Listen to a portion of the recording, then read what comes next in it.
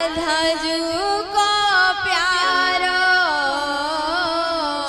काना बंसी वारो राधा जू को प्यारो मेरी भरी हो मेरी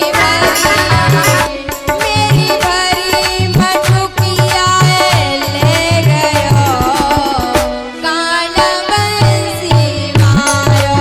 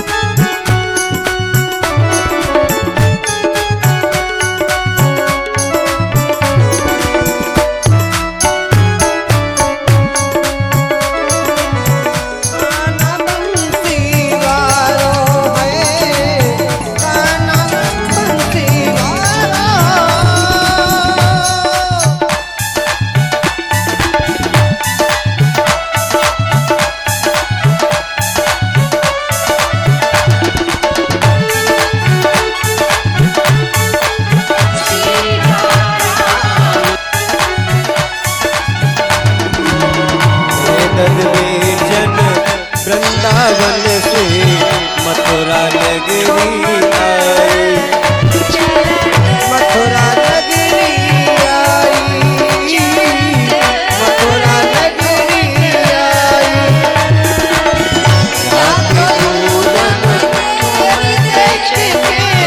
जाना भक्त में आई, जाना भक्त में आई, जाना भक्त में आई। मोहे अंगूठा, मोहे अंगूठा, मोहे अंगूठा दिखाए रथ ले गयो काना बंसी वारो, काना बंसी वारो।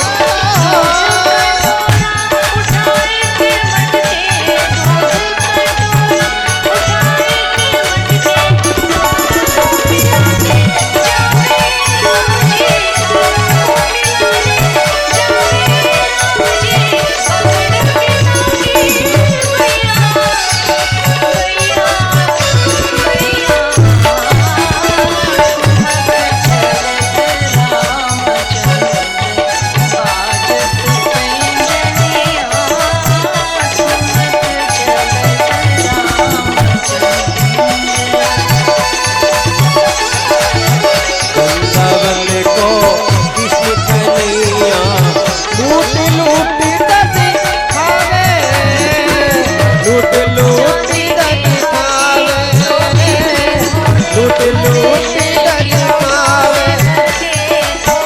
रोज रोज मेरी मटकी पूरे नई कहाँ से आवे, नई कहाँ से आवे, नई कहाँ से आवे।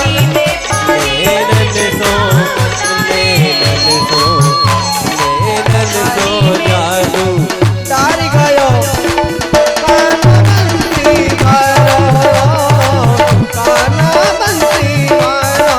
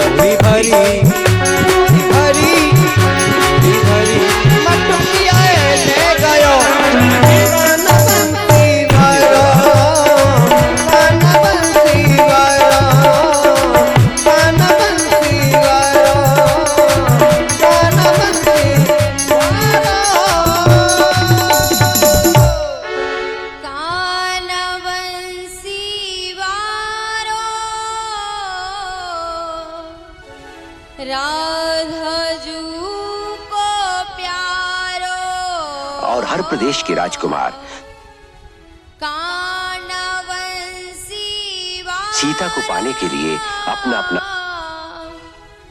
श्यामजू को प्यारो मेरी भरी मटुकिया ले गयो कानवंसी वारो। भैया, दोषों से अवगुणों से भरी हुई बुद्धि को, उस मिट्टी की मटकी को नहीं, जो अवगुणों से और दोषों से भरी हुई बुद्धि थी उसको लेके चला गया। अब कोई गंदगी नहीं रही, बस उसका ही नाम, उसका चिंतन, उसका सुमिरन रह गया है। मेरी भरी मटुकिया ले गयो कानवंसी वारो कानवंसी वारो। भैया, भगवान ने दुराशा, दुख नष्ट किए हैं और दोष की वृत्ति बदल दी है। दोष को अब दोष नहीं रहने दिया, उसकी वृत्ति बदल दी। भैया, राम और लखन को लेके विश्वामित्र जी जनकपुर की तरफ चले हैं, क्योंकि जब राम जी ने कहा कि अब आपका यज्ञ संपन्न हुआ, अब हमें आदेश दीजिए, हम अपने घर जाएं, तो गुरुदेव ने कहा, बोले राम, अभी एक यज्ञ और संपन्न करना है, और वो है जनकपुर का धनुष यज्ञ। राम और लखन को लेके रास्ते में जा रहे हैं और एक आश्रम पर राम जी की दृष्टि गई। उस आश्रम पर ना कोई संत है, ना कोई ऋषि है, न जीव जंतु है, न पक्षी है, एकदम सुनसान आश्रम पड़ा है, क्योंकि वो आश्रम श्रापित था और श्रापित होने के कारण वहां ऋषि मुनि को तो छोड़ो, जीव जंतु भी वहां से पलायन कर गए।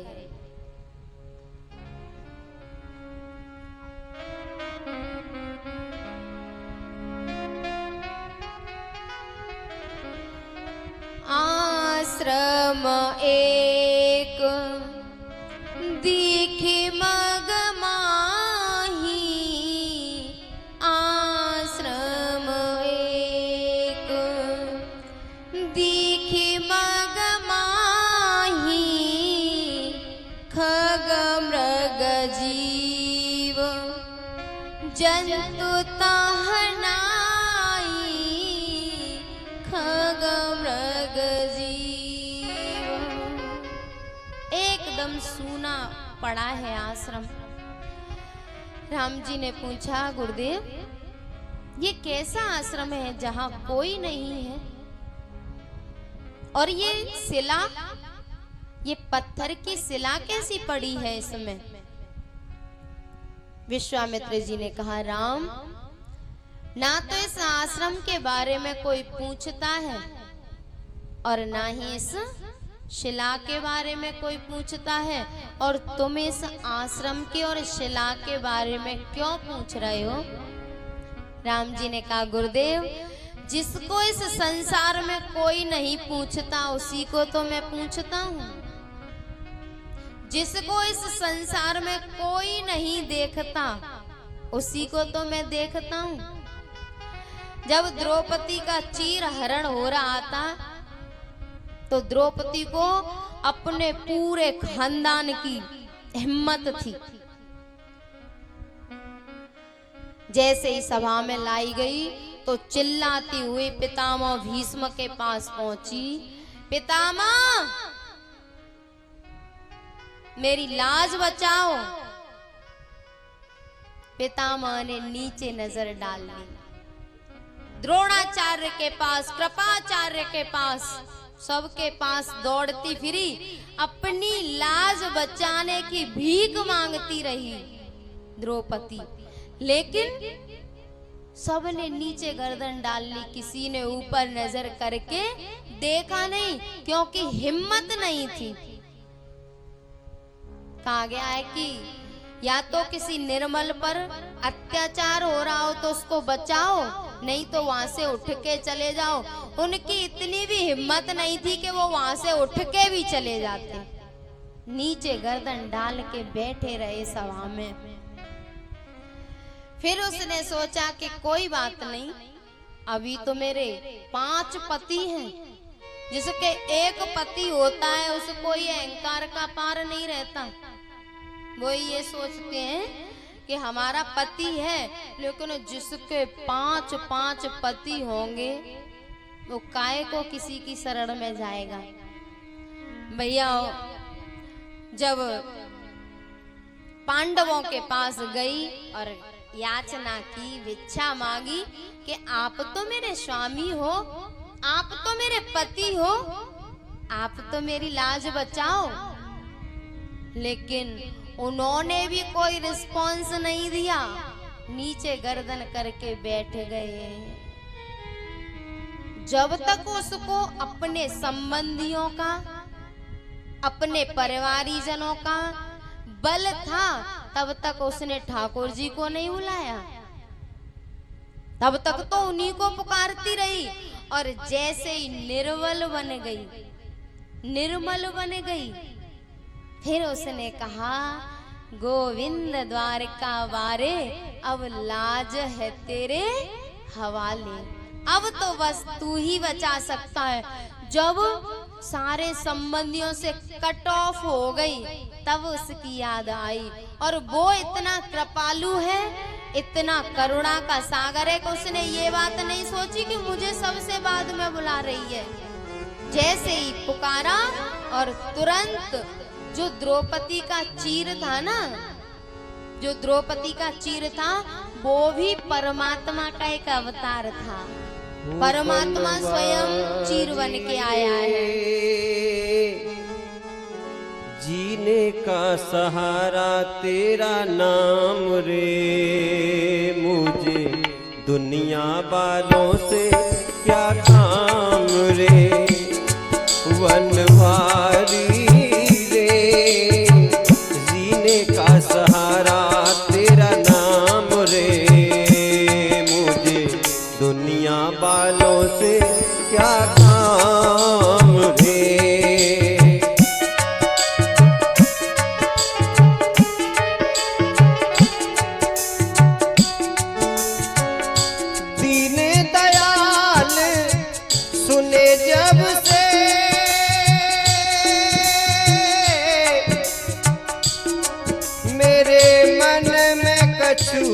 ऐसी चाह बसी है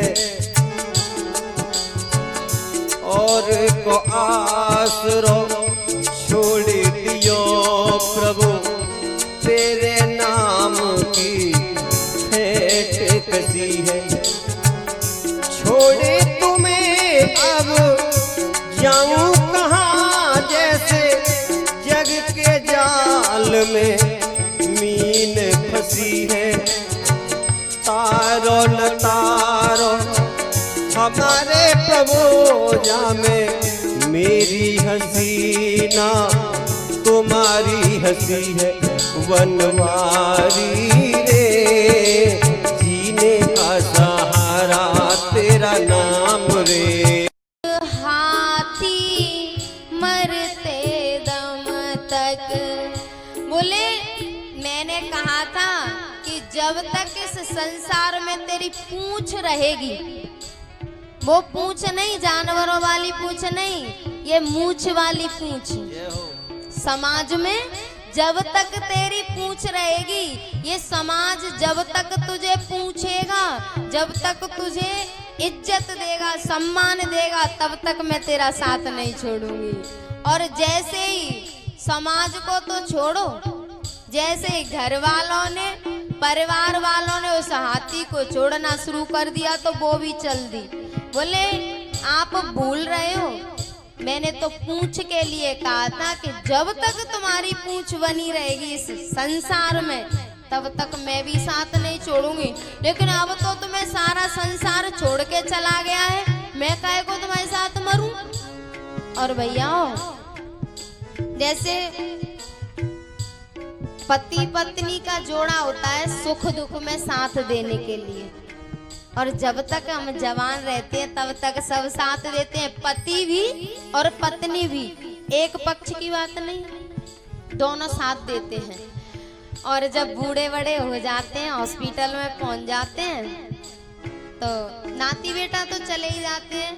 बेटा तो कह देता है कि मम्मी हॉस्पिटल में है, पापा ट्रीटमेंट चल रहा है, डॉक्टर के अंडरटेकिंग में है, और जैसे ही कोई ज्यादा बात हो तो मुझे बता देना फोन करके, मतलब अब ट्रीटमेंट चल रहा है हॉस्पिटल में, और जब मर जाए तो फोन कर देना, हम आ जाएंगे। बेटा तो चला जाता है छोड़ के, और पत्नी भी 15 दिन बाद कहने लगती है, हे परमात्मा अब इसको एक तरफ का कर दे। अब उसको खूब विश्वास है कि अब ये बूढ़ा हो गया, अब ये इस तरफ आने वाला तो है नहीं, अब ये इस तरफ आने वाला तो है नहीं, उसी तरफ जाएगा। तो इनडायरेक्टली कहती है कि हे परमात्मा अब इसको एक तरफ का कर दे। और भैया पत्नियां भी दुखी हो जाती है सेवा कर करके, बेचारी क्या कर रहे हैं। छोड़ेंगे ना हम तेरा साथ साथी, मरते दम तक छोड़ेंगे न हम तेरा साथ ओ साथी, मरते दम तक। भैया एक गांव में एक नारी की मृत्यु हो गई, एक नारी मर गई, तो उसको ले जा रहे शमशान घाट। तो जैसे ही 4 लोगों ने उसकी अर्थी को उठाया और लेके चले, तो उसके आंगन में एक नीम का पेड़ था। काय का पेड़ था?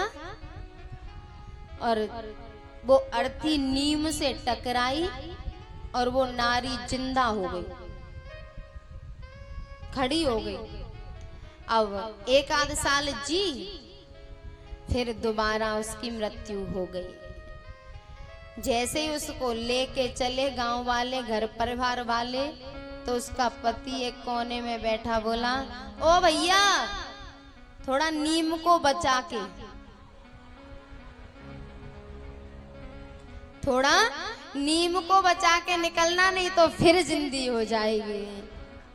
यहाँ के लोग 2-2 गांव चल कर छोड़ देते हैं, जरा सी बात पर जन्मों के नाते तोड़ देते हैं। लेकिन इतना सब कुछ समझने के बाद भी हम आंखों पे पट्टी बांधे अपने इस बहुकीमती अमूल्य जीवन को नष्ट करते रहते हैं। उसका भी एक कारण होता है। जब कोई घटना होती है, थोड़ा सा वैराग्य होता है कि अरे बेकार है संसार, बेकार है घर परिवार, और जैसे ही वैराग्य हुआ तो अंदर से मन कहता है नहीं, शायद इनकी ये अंतिम गलती हो, शायद अब की सुधर जाएं, लेकिन ऐसा कभी होने वाला नहीं है। शायद इनका आखिरी हो ये सितम, शायद इनका आखिरी हो ये सितम, हर सितम ये सोच कर हम सह गए।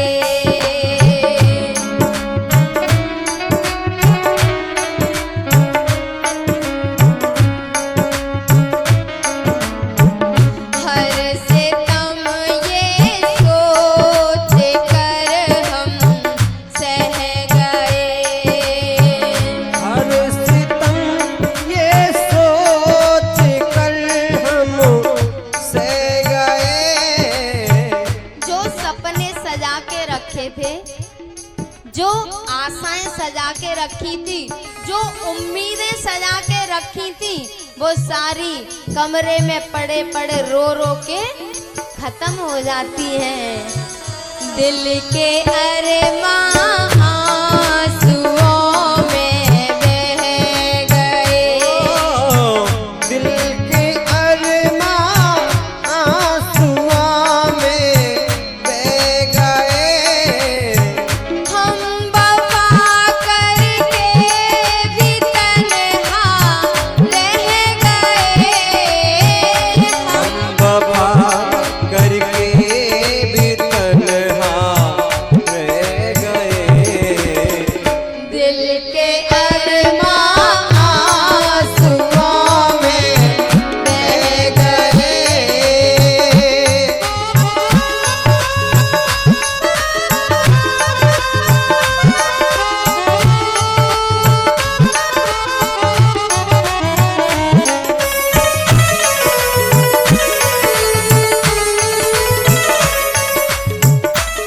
और रोते रोते भी क्या कहते हैं पता है? अपने कमरे में पड़े पड़े रो रहे हैं दुखी होके, और कहते हैं, हे खुदा अदालत तेरी जमानत मेरी करना। हे खुदा अदालत तेरी जमानत मेरी करना, मैं रहूं ना रहूं मेरे बच्चों को सलामत रखना।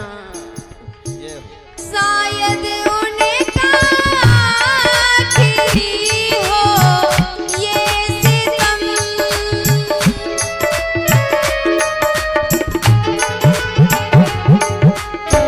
शायद उनका आखिरी हो ये सितम, हर सितम ये सोच कर हम सह गए। दिल के अरमान आंसुओं में बह गए। दिल के अरमान आंसुओं में बह गए।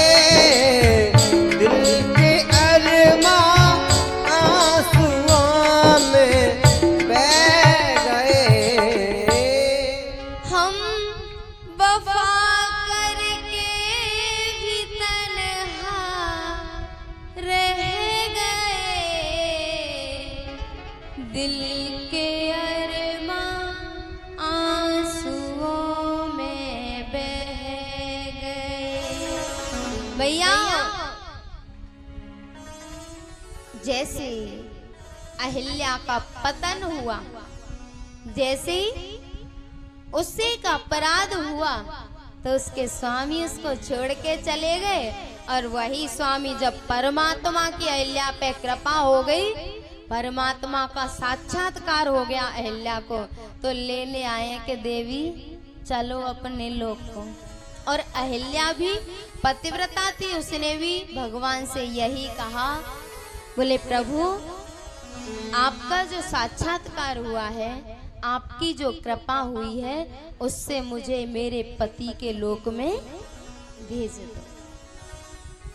अहिल्या का कल्याण करके राम जी आगे बढ़े हैं और गंगा जी में स्नान किया है, कथा सुनी है और दान किया है। क्योंकि राम जी क्षत्रिय कुल में पैदा हुए थे और अहिल्या ऋषि पत्नी थी, तो उन्होंने सोचा कि मैंने ऋषि पत्नी को अपने पैर से स्पर्श किया है, तो इस अपराध से उऋण होने के लिए, इस अपराध से मुक्त होने के लिए उन्होंने गंगा जी में स्नान किया है। गंगा जी में स्नान करके तन को पवित्र किया है, कथा सुन के मन को पवित्र किया है। गुरुदेव ने कथा सुनाई है, मन को पवित्र किया है और दान देकर धन को पवित्र किया है। आगे बढ़े हैं तो जनकपुर के पास पहुंचे, और जैसे ही जनकपुर के पास पहुंचे तो भैया देखा कि जनकपुर के जो नर नारी है ना, वो सभी संत हैं। जैसे इस मऊ के सभी संत हैं ना, सुबह ही भगवान नाम कीर्तन और हर मंगलवार शनिवार हनुमान जी का पाठ सुंदरकांड का। ऐसे ही वहां पर भी धार्मिक कार्य होते ही रहते थे।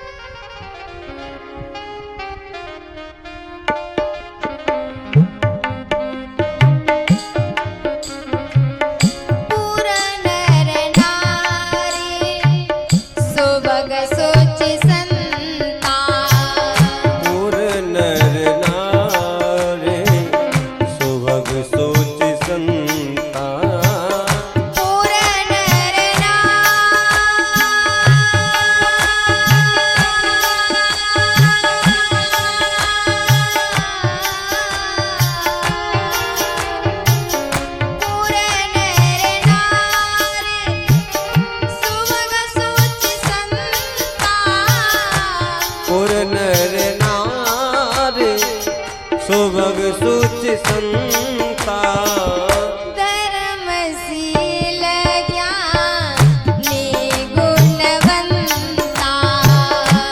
धर्मशील ज्ञानी गुणवंता। पूरे नर नारी सुभग सोच संता। धर्मशील ज्ञानी गुणवंता। धर्मशील ज्ञानी गुणवंता। जनकपुर के जो राजा थे जनक जी, वो विदेह राज थे। और क्यों ना जनकपुर की जनता, वहां की प्रजा धर्मशील, ज्ञानी और गुणवान होगी। जहां का राजा धर्मात्मा होता है, वहां की प्रजा भी धर्मात्मा होती है। सब नर नारी सुभग सुचि संता। सब संत हैं, सब ज्ञानी हैं। भैया जैसे ही जनकपुर में पता चला कि विश्वामित्र जी आए हैं और जनक जी अपने मंत्रियों के साथ विश्वामित्र जी का स्वागत करने के लिए, पूजन प्रक्षालन करने के लिए चले। जैसे ही वहां पहुंचे तो जनक जी ने पहले तो अपने गुरुदेव के चरणों को धोया, उनका पूजन किया। उसी समय राम और लखन दोनों वहां आ गए। तेहि अवसर आ ए दो भाई, गए रहे देखन फुलबारी। जैसे राम और लखन को जनक जी ने देखा तो देखते ही रह गए। अब उनके चेहरे से नजरें उठाने का मन नहीं करता जनक जी का, एक टक देखते रहे। और विश्वामित्र जी से कहा, गुरुदेव ये दोनों बालक कौन हैं? ये कोई राजकुमार हैं या कोई ऋषि पुत्र हैं? ये कौन हैं? गुरुदेव ने कहा, राजन ये वही है जिनको सारी दुनिया प्यार करती है। अब जनक की समझ में थोड़े ही आया कि किसको सारी दुनिया प्यार करती है। उन्होंने कहा, गुरुदेव मेरा जो मन है ना, सहजता में ही वैरागी है। एक तो हम किसी चीज का आवरण ओढ़ लेते हैं और एक वह चीज हमारा स्वभाव बन जाती है। जैसे हम संन्यास लेते हैं तो संन्यास अंदर से नहीं होता, संन्यास अंदर से नहीं होता, संन्यास हमें लेना पड़ता है। सारे तारों को कट ऑफ करके, सारे संबंधों को काट के और संन्यास हमें लेना पड़ता है।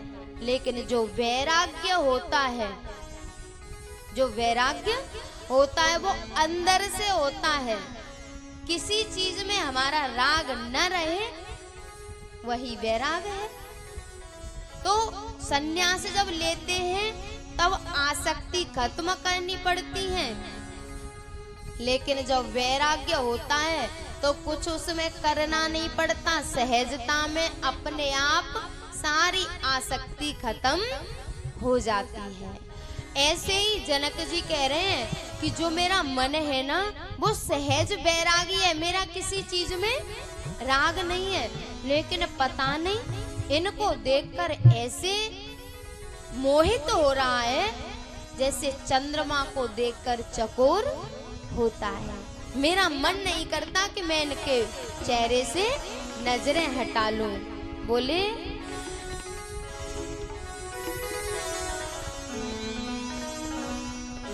सहज विराग रूप मन मोरा, सहज विराग रूप मन मोरा, थकित होत जिमे चंद चकोरा।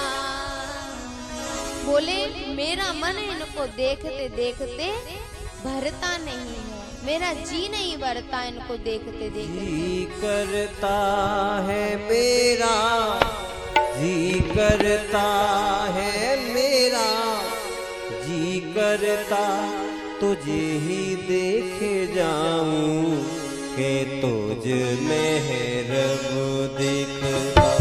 कैसे टुकड़े से नजरें हटाऊं के तुझ में है रब दिखता।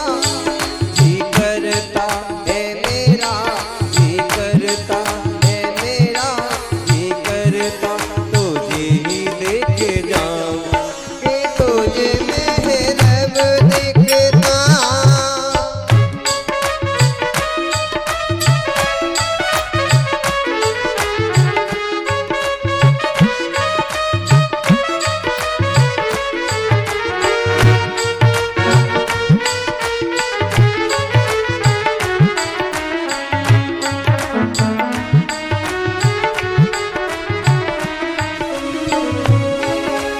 तुझ में ही समाया दो जहां है, तू रब है मेरा।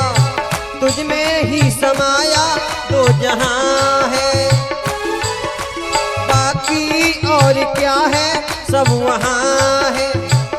ना तुझसे कुछ पहले यहाँ था, ना कुछ तेरे बाद यहाँ है, ना कुछ तेरे बाद यहाँ है, ना कुछ तेरे बाद यहाँ है। जहाँ देखूं मैं देखूं, जहाँ देखूं मैं देखूं, जहाँ देखूं मैं तुझको ही पाऊं कि तुझे में है रब दिखता।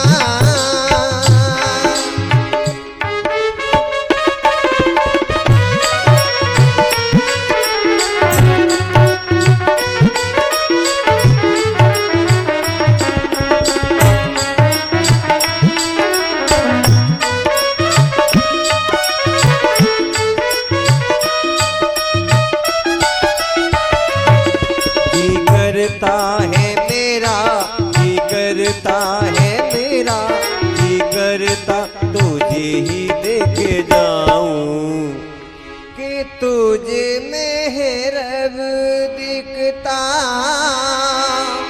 कैसे चेहरे से नजरें हटाऊं कि तुझ में है रब दिखता।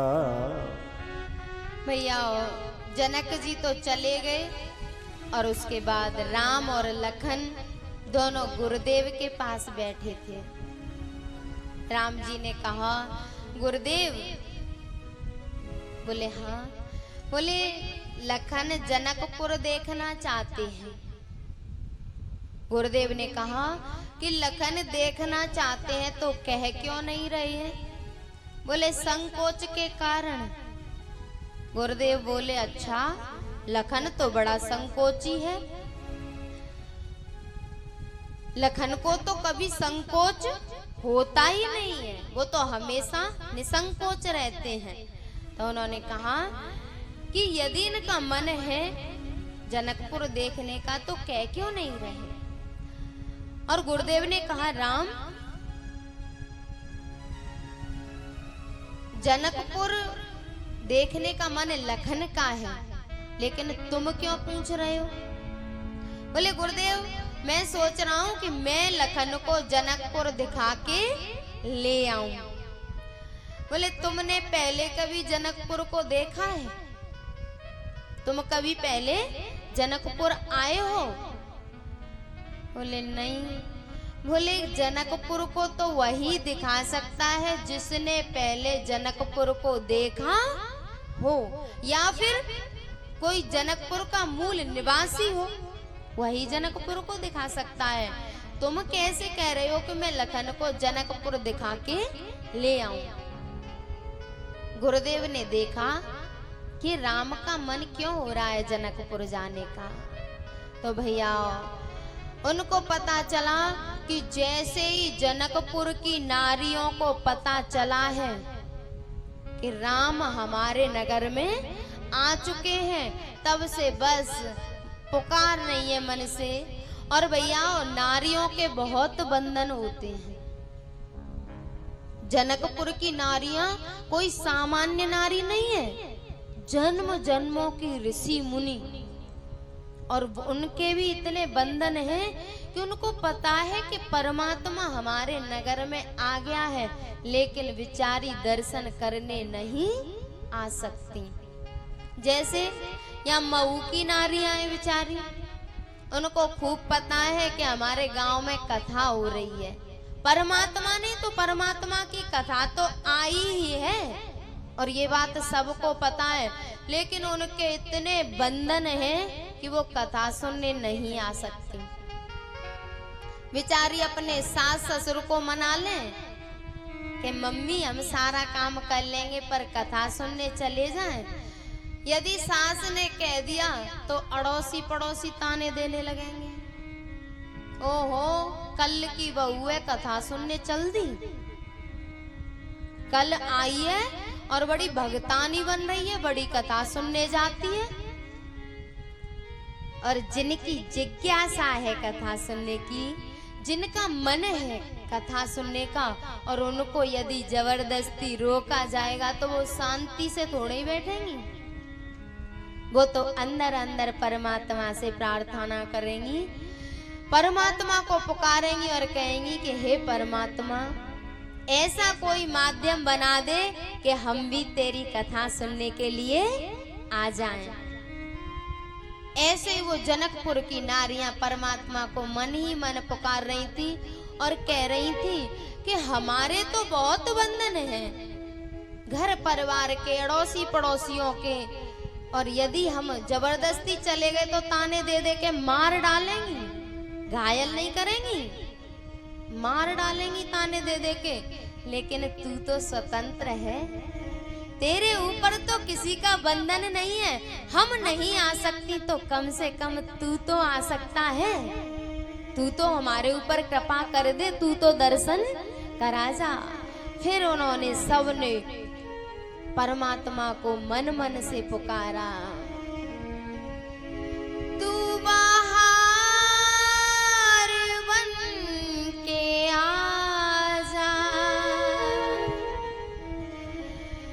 तू बाहर बन के आ जा, मेरा प्यार बन के आ जा, नैना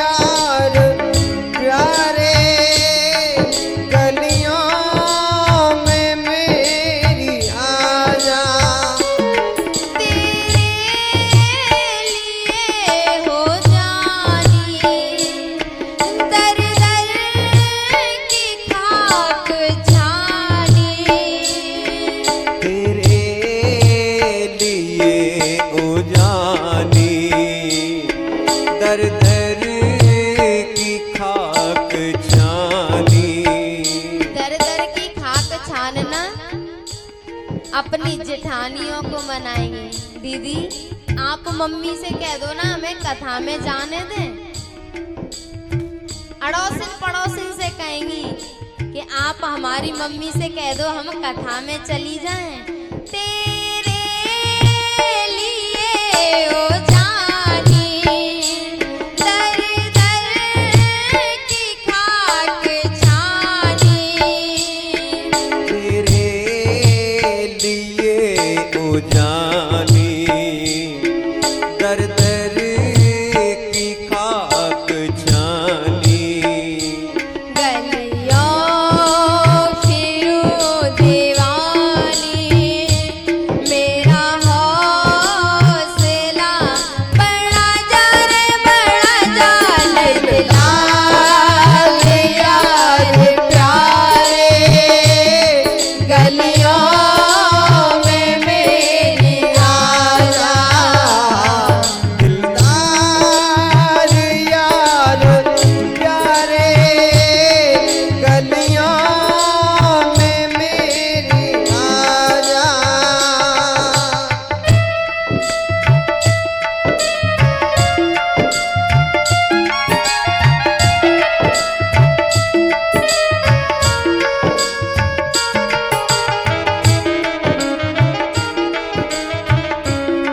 कब तक छुपाऊं प्यारे मन को, रहूं मैं मारे, कब तक छुपाऊं प्यारे मन को, रहूं मैं मारे, किसके जीऊं सहारे, इतना मुझे बता जा रे बता जा, लैला रे यार प्यारे, गलियों में मेरी आजा।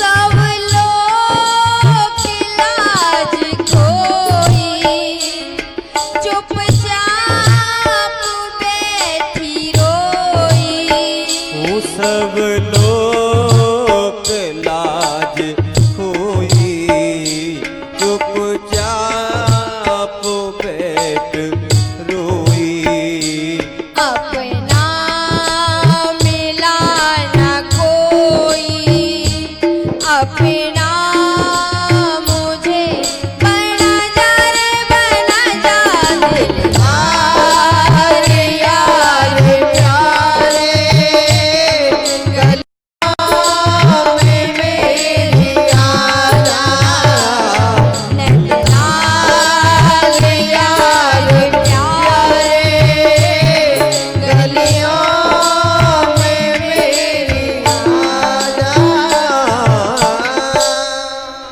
तू बहार बन के आजा, रिश्तेदार बन के आजा, नैना तरस रहे हैं, मुखड़ा जरा दिखा जा, दिलदार यार प्यारे, गलियों में मेरी आजा। भैया गुरुदेव का भी दिल हिला दिया उस पुकार ने। गुरुदेव ने कहा, बोले राम, बोले हाँ गुरुदेव, जाए देख आवो नगर। अब तुम जाओ और जनकपुर को देख आओ, सुख निधान दो भाई, सफल करो सबके नयन, सुंदर वदन दिखाए। भैया दोनों भैया गुरुदेव को प्रणाम करके और चल दिए जनकपुर देखने के लिए।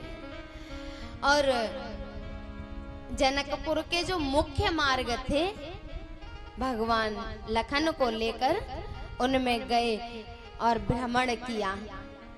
जैसे ही जनकपुर की नारियों को, पुरुषों को, बच्चों को पता लगा कि भगवान हमारे नगर में आए हैं, तो धाये धाम काम सब त्यागी, सब काम धाम छोड़ के और दौड़ पड़े परमात्मा के दर्शन के लिए। सब कुछ छोड़ छाड़ के, जो सब कुछ छोड़ छाड़ के भागे हैं, जब परमात्मा अपने नगर में आ जाए, परमात्मा की कथा अपने नगर में आ जाए और कहीं मन नहीं लगे, दौड़ पड़े, वो भक्ति मार्ग है। जो भक्त होते हैं वो परमात्मा की सुनते ही फिर रुक नहीं पाते। और वहां की जो नारियां थीं, कुछ तो परमात्मा के सुनते ही कि परमात्मा आया है दौड़ पड़ी, लेकिन कुछ घर से बाहर नहीं निकली। कुछ तो अपने घर के झरोकों में से दर्शन कर रही हैं। जुवती भवन झरोखन लागी, जो सुनते ही दौड़ पड़े हैं वो भक्ति मार्ग है। और जो परमात्मा के आने पर भी अपने मकानों के, अपने महलों के झरोकों से देख रहे हैं, वो ज्ञान मार्ग है। ज्ञानी अपने विवेक से काम लेता है, ज्ञानी इतनी जल्दी द्रवीभूत नहीं होता। भैया दोनों भैया जा रहे हैं तो वहां की नारियां अपनी छतों से दर्शन कर रही हैं। एक बोली कि सखी पता है ये दशरथ के लाला हैं। लखन ने कहा भैया यहाँ तो मुझे लगता है कि कोई हमारी बुआ है जो हमारे पिताजी को जानती है, पिताजी का नाम ले रही है। राम जी ने कहा कि तुम चुपचाप चलो। थोड़े और आगे बढ़े तो एक बोली मैया तुझे पता है ये कौशल्या के लाला हैं। बोले भैया मुझे तो लगता है कि यहाँ कोई मौसी भी है जो हमारी मैया को जानती है और मैया का नाम ले रही है। राम जी ने कहा लखन ये भक्ति का मार्ग है, भक्ति का नगर है। सीता जी हैं भक्ति। बोले ये सीता जी का नगर है, भक्ति का नगर है। और भक्ति के नगर में हम जितना झुक के चलेंगे, जितना झुक के चलेंगे उतने ही फायदे का सौदा है। अब तुम चुपचाप नीचे गर्दन करके चलो। लखन ने कहा भैया बहुत मन कर रहा है, एक बार सिर्फ एक बार ऊपर देखने दो। राम जी ने मना कर दिया। बोले नहीं, भक्ति के नगर में सिर उठाना अच्छी बात नहीं है, सिर झुका के चलो। जैसे ही उन नारियों ने देखा कि ये हमारी तरफ देखने वाले नहीं है, वो तो दर्शन कर रही हैं लेकिन सोच रही हैं कि इनकी एक बार दृष्टि हमारे ऊपर पड़ जाए। दरस परस मज्जन और आना, उनकी बहुत जिज्ञासा है कि एक बार देख लें, लेकिन राम जी लखन को देखने नहीं देते। भैया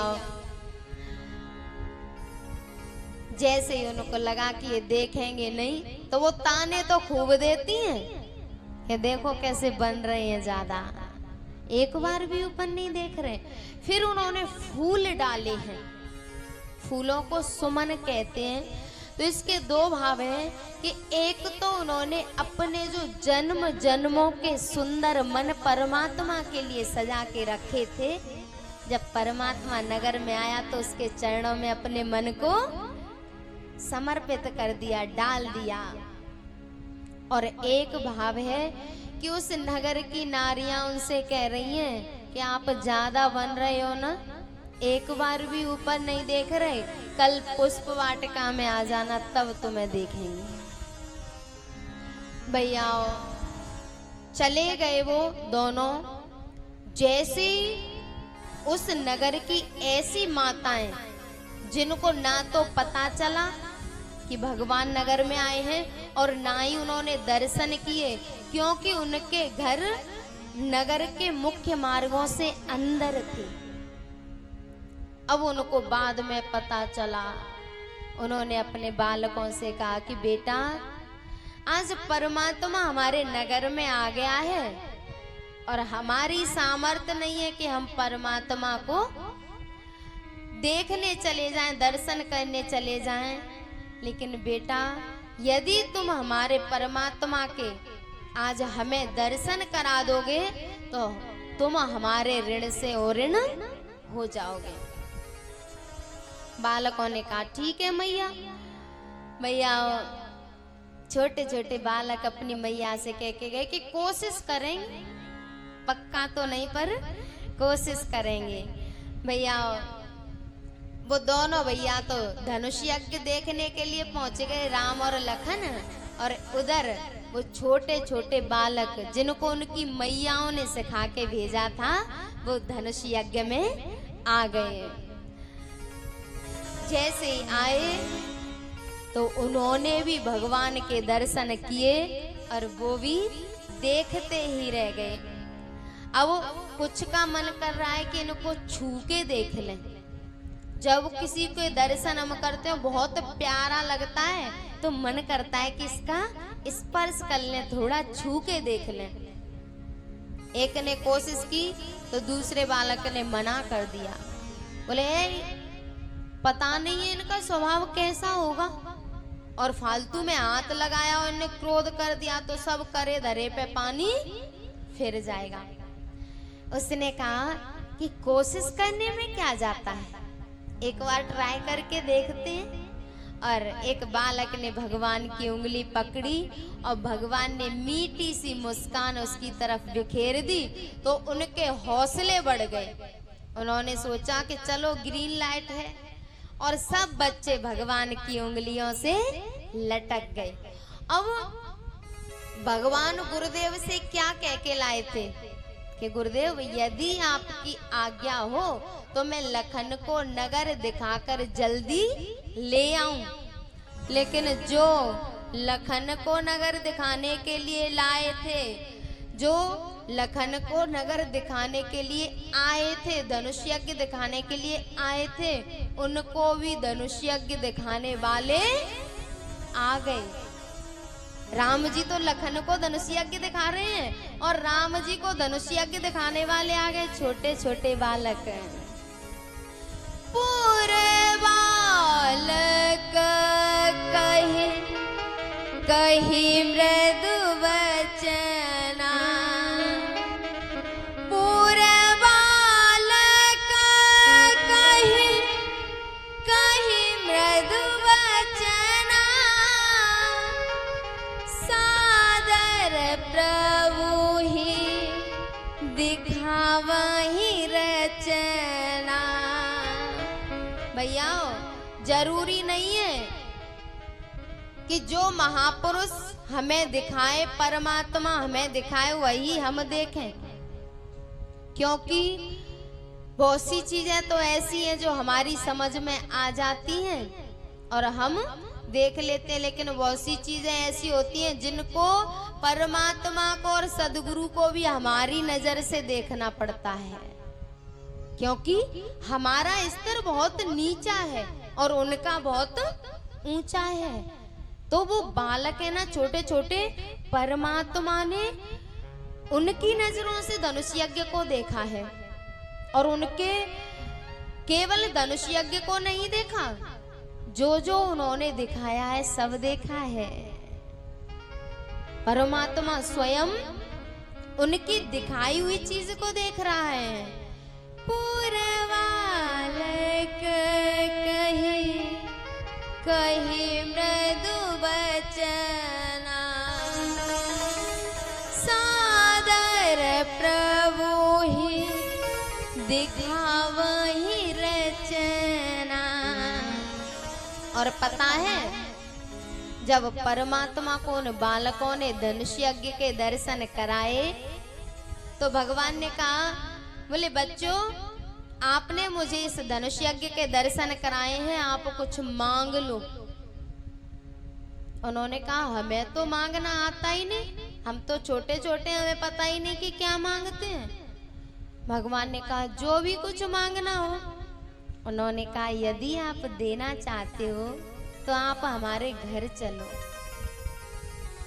हमारी माँ आपका इंतजार कर रही है, आप एक बार हमारे घर चलो। भगवान ने स्वयं कहा है कि कुछ मांग लो। भगवान केवल उन बच्चों की दिखाई हुई धनुषशाला नहीं देखते, धनुष यज्ञ नहीं देखते, उन बच्चों के घरों में गए हैं और एक एक करके सबके गए हैं। इतने निर्मल मन के बच्चे थे कि परमात्मा उनके कहने से सबके घर घर अंदर तक उनके घरों को देख के आया है। हृदय रूपी घरों में परमात्मा प्रवेश कर गया है। भैया बोले कि हमारे घर चलो, हमारी माँ आपका इंतजार कर रही है। भगवान गए, उधर मैया बैठी इंतजार कर रही थी कि पता नहीं परमात्मा की कृपा होगी भी या नहीं। हे विधि दीन बंधु रघुराया, मोसे 60 पर करहि दाया। हे परमात्मा मैंने कोई बहुत अच्छे पुण्य तो नहीं किए, बहुत अच्छे कर्म तो नहीं किए, और पता नहीं मेरे ऊपर आपकी कृपा होगी भी या नहीं, लेकिन आस लगाए बैठी थी। भैया जैसे ही परमात्मा का हाथ उसके बालक के हाथ में, परमात्मा की उंगली बालक के हाथ में, और बालक उंगली पकड़कर परमात्मा को अपने घर ले जा रहा है।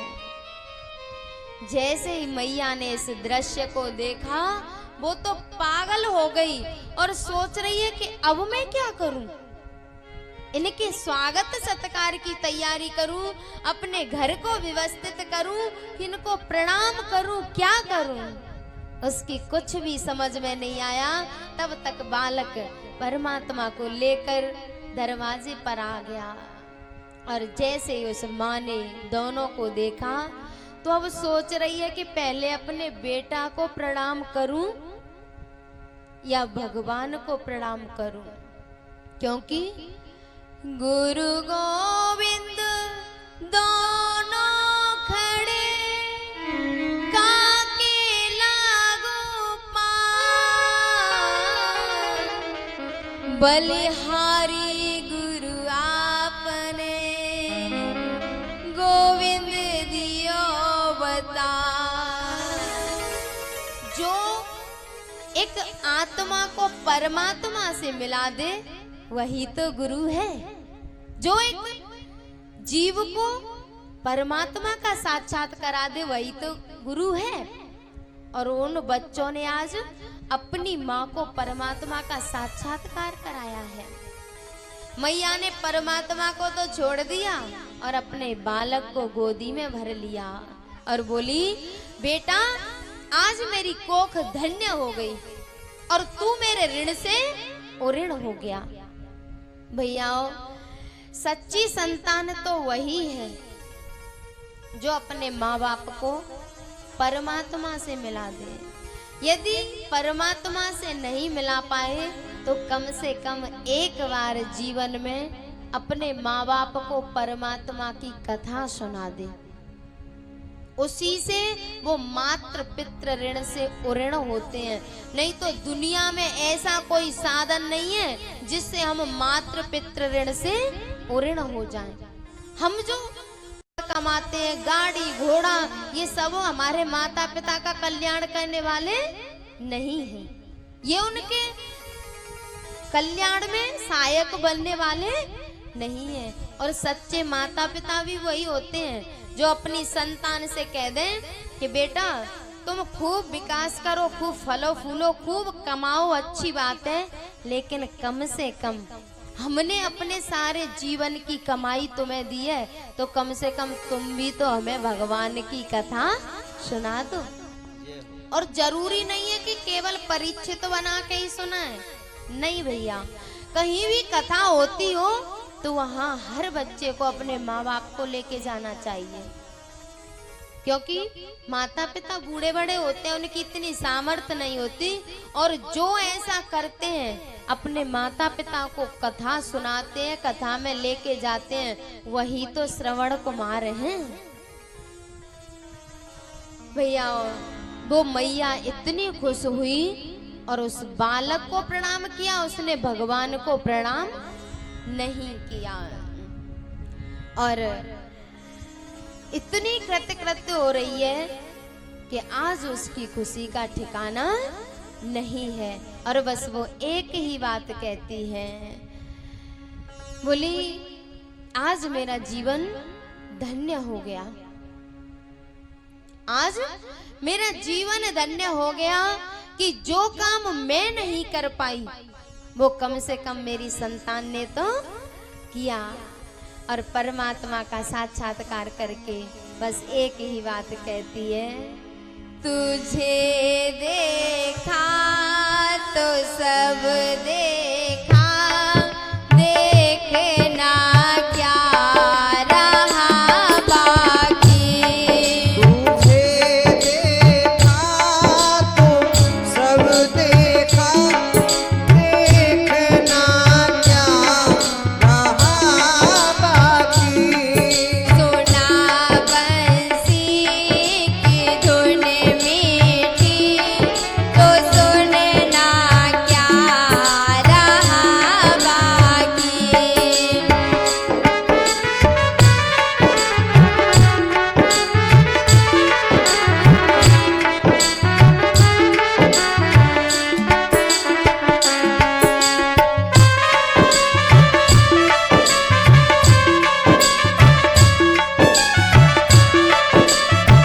हरि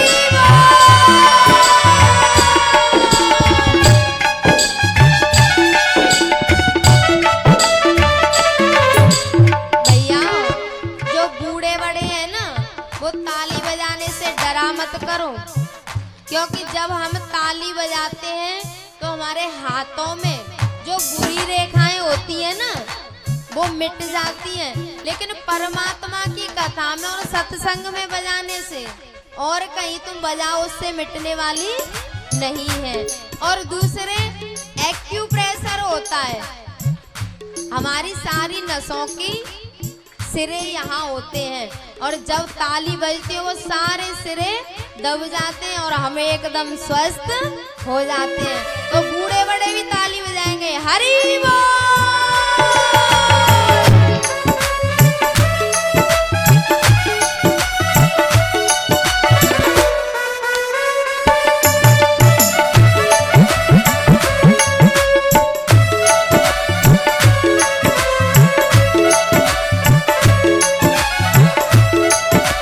शंकर भगवान की, बजरंग बली की।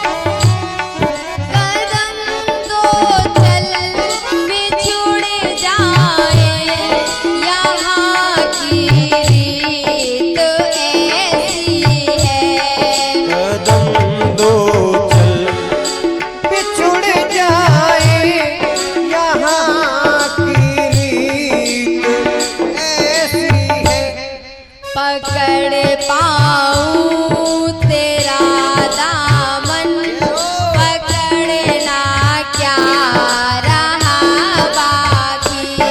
तुझे देखा तो सब देखा, देखना क्या रहा बाकी। सुना बंसी की धुन मीठी, तो सुनना क्या रहा बाकी। तुझे देखा तो सब देखा, देखना क्या रहा बाकी। तुझे देखा तो सब देखा, देखना क्या रहा बाकी। तुझे देखा तो सब देखा, देखना क्या रहा बाकी। भैया टाइम पूरा हो गया है, सो बाबा उठ उठ के चल दिए। टाइम हो गया है ना सुट्टे का, तो ठीक है बाबा, हम जा रहे फिर। ठीक है, अब सब खड़े हो जाए, ऐसे अच्छा नहीं लगता ना। और ये बूढ़े बड़े तो विवेकी होते हैं, जब यही उठ उठ के चल देते हैं तो बच्चे तो जाएंगे। तो चलो अब सब खड़े हो जाओ, आरती कर लो। और हाँ, एक विशेष सूचना, कल आप जिनको टीवी में देखते हो ना, मेरे गुरुदेव को, जिनको आप टीवी में दर्शन करते हो, उनके कल साक्षात दर्शन होंगे। और वैसे तो हनुमान जी की कुछ ऐसी प्रेरणा है कि ऐसे ऐसे संत महापुरुष सिद्ध जाने कहाँ कहाँ से कृपा करने के लिए यहाँ आ रहे हैं। और भैया इनको बहुत बहुत धन्यवाद, कोटि कोटि प्रणाम, क्योंकि इनकी कृपा से ही तो सब कुछ होता है। और इसी धारा में कल मेरे गुरुदेव आपको दर्शन देंगे, और आप सब जल्दी आने की कृपा करें। सब 11:30 बजे पंडाल में आ जाया करो, क्योंकि अब जो भी कथा चलेगी गहराई की कथा होगी, और उसमें सीखने लायक बहुत बात होती है। तो जल्दी आओ, अब 4 दिन की बात और रह गई है। आज 4 दिन तो चले ही गए, 4 दिन रह गए, और फिर वो 5वां दिन तो विदाई का होता है, उसका कोई महत्व नहीं होता। ठीक है, तो सब लोगों से प्रार्थना है कि 11:30 बजे पंडाल में आ जाया करो। बहुत बहुत धन्यवाद, बहुत बहुत साधुवाद। और 2 मिनट कुछ गुनगुनाएंगे भैया। बोलिए हनुमान जी महाराज की जय। कल परम पूज्य स्वामी जी आ रहे हैं, और उनका सबसे जो भजन है, आज से शुरुआत करा दें उस भजन की। श्री राधे। जब कोई संत महापुरुष आते हैं ना, तो संतों को, महापुरुषों को सहजता और सरलता बहुत पसंद होती है। जैसे आप लोगों के नेता वेता आते हैं तो आप बहुत ज्यादा दिखावा, एक्सपोजर करते हो ज्यादा, लेकिन संतों को इसकी जरूरत नहीं होती। वो बाहर के दिखावे से, बाहर के स्वागत सम्मान से ज्यादा खुश नहीं होते, वो तो आपके भाव से और सहजता और सरलता से खुश होते हैं। तो आप कोई भी ज्यादा आडंबर न करें कि गुरुदेव आ रहे हैं तो आप ज्यादा, लेकिन इतना जरूर करें कि जब अपने भावों से उनको सराबोर कर दें, अपने प्रेम से, सरलता से, सहजता से। ठीक है, बाहरी दिखावे के संत ज्यादा इच्छुक नहीं होते, ज्यादा खुश नहीं होते। बोल सदगुरुदेव भगवान की।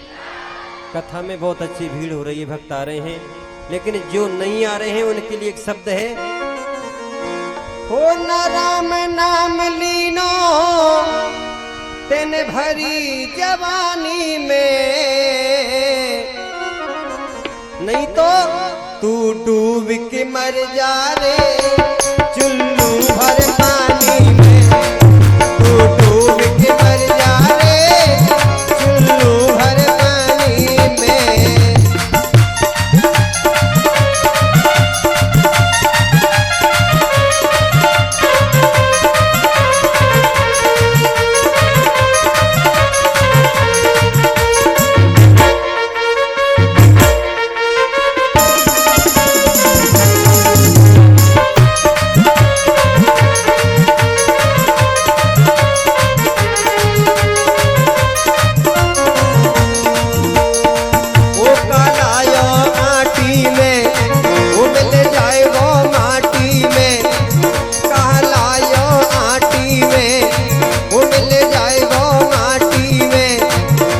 दिन काया तेरी कस जाएगी कांटी में। वो पानी को बबूला है, पानी को बबूला है, मिल जाएगा पानी में। तू डूब के मर जा रे गड्ढे के पानी में, तू डूब के मर जा रे काऊ नहर के पानी में।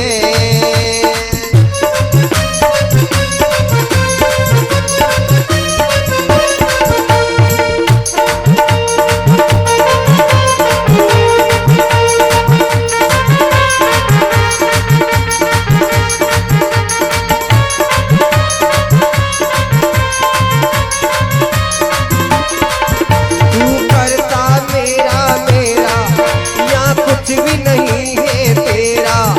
एक दिन होगा भैया तेरा मरघट में डेरा।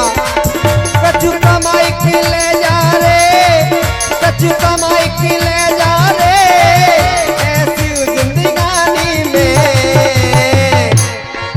तू डूब के मर जा रे नाली के पानी में, तू डूब के मर जा रे नाली के पानी में।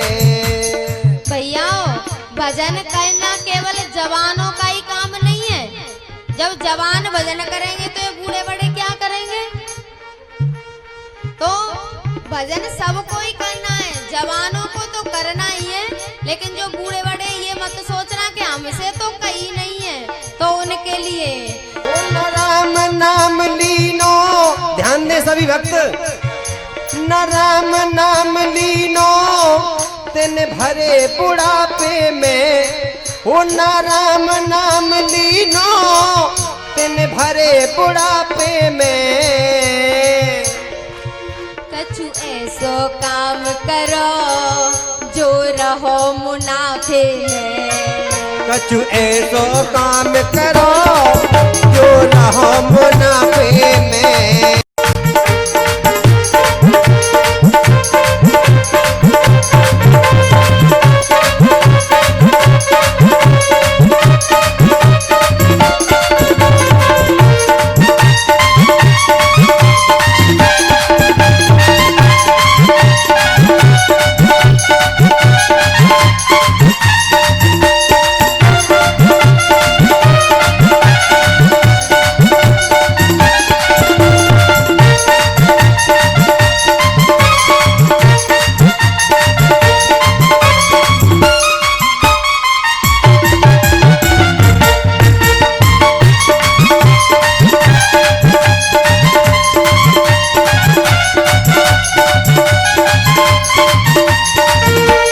सच्ची भक्ति है वो भक्ति में शक्ति है, या भक्ति से भैया मिल जाएगी मुक्ति है।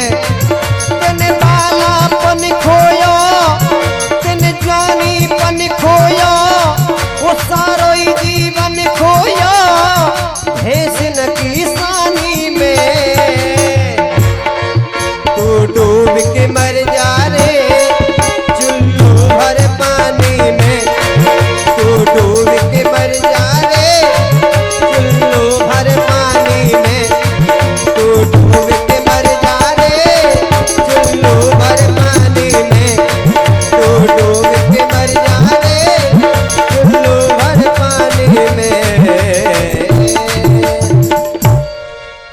ना राम नाम लीनो तेन भरे बुढ़ापे में, कछु ऐसो काम करो जो रहो मुनाफे में। और तेन बालापन खोया बिस्कुट और पापे में, कछु ऐसो काम करो जो रहो मुनाफे।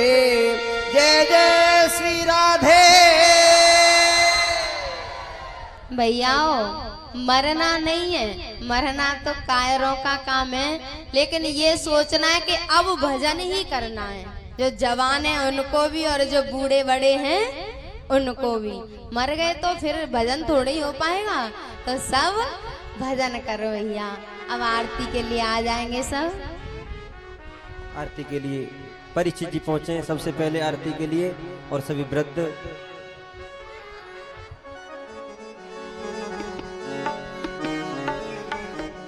बोलिए रामचंद्र भगवान की। आरती श्री रामायण जी की, आरती श्री रामायण जी की। कीरत कलित, कीरत कलित ललित सियपी की। आरती श्री रामायण जी की।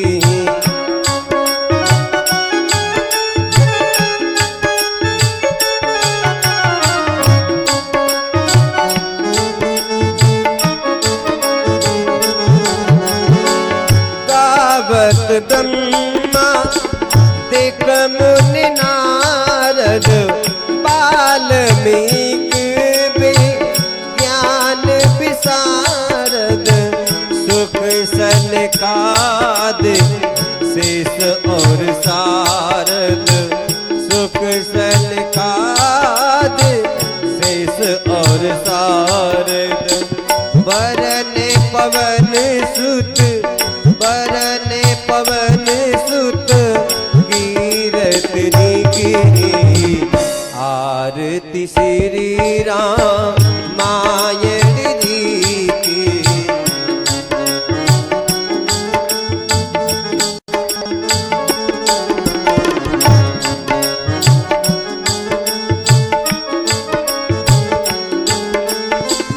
चारों वेद पुराने अष्ट दस, छो शास्त्र सब ग्रंथ निकोरस। मुनि जन धन संतन को सर्वस, मुनि जन धन संतन को सर्वस। सारे अंश सम, सारे अंश सम मत सब ही की। आरती श्री रामायण जी की।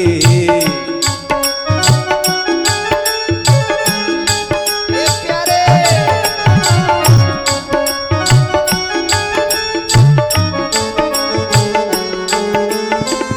गावत संतत शंभु भवानी, अरुघट संभव मुनि विज्ञानी। व्यास आदि कवि बरज बखानी, व्यास आदि कवि बरज बखानी। कागब सुंड, कागब सुंड करुण के ही की। आरती श्री रामायण जी की।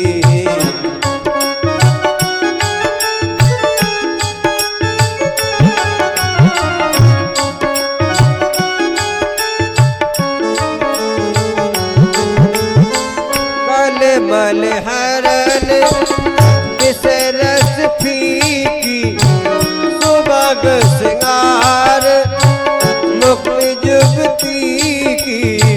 दलन रोग भव मोरे अमी की, दलन रोग भव मोरे अमी की।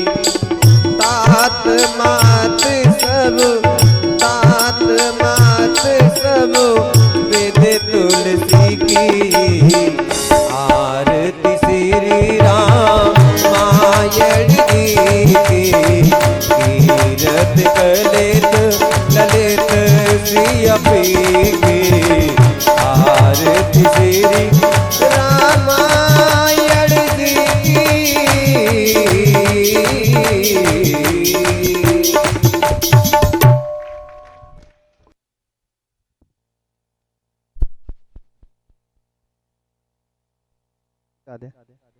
ओम द्योः शान्तिरन्तरिक्षगुं शान्तिः पृथिवी शान्तिरापः शान्तिरोगदयः शान्तिः वनपतयः शान्ति विश्वे देवाः शान्तिर्ब्रह्म शान्तिः द्रवगों शान्तिः शान्तिरेव शान्तिः चावा शान्तिरिधि मन्त्रपुष्पाञ्जलि ओम झल्लेल्लमय शान्तदेवास्तानि धर्माणि प्रथमान्याचान्यः तेहनकर महिमानः चन्द्रपूर्वे चाद्याः शान्तिदेवाः हरिः ओम एकदन्ताय विद्महे वक्रतुण्डाय धीमहि तन्नो दन्ते प्रचोदयात् हरिः ओम दाशरथाय विद्महे कौसल्यानन्दनाय धीमहि तन्नो रामा प्रचोदयात् हरिः ओम जनकात्मजायै च विद्महे रामप्रियायै च धीमहि तन्नो सीता प्रचोदयात् हरिः ओम अंजनीनन्दनाय विद्महे वायुपुत्राय धीमहि तन्नो हनुमत् प्रचोदयात् श्रीबन्द काम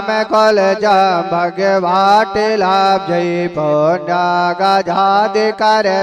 दर्शाल पुष्पै बिल्वा प्रबाल तुलसी दल मंजरी त्वं पूजयामि जगदीश्वर मे प्रसीदा नाना सुगंध पुष्पाणि यथा कालो भवानि च तोष्पाञ्जलिर्मया दत्तं गृहाण परमेश्वरा प्राण पुरुषोत्तमाय नमः मंत्रुष्पाञ्जलिं समर्पयामि।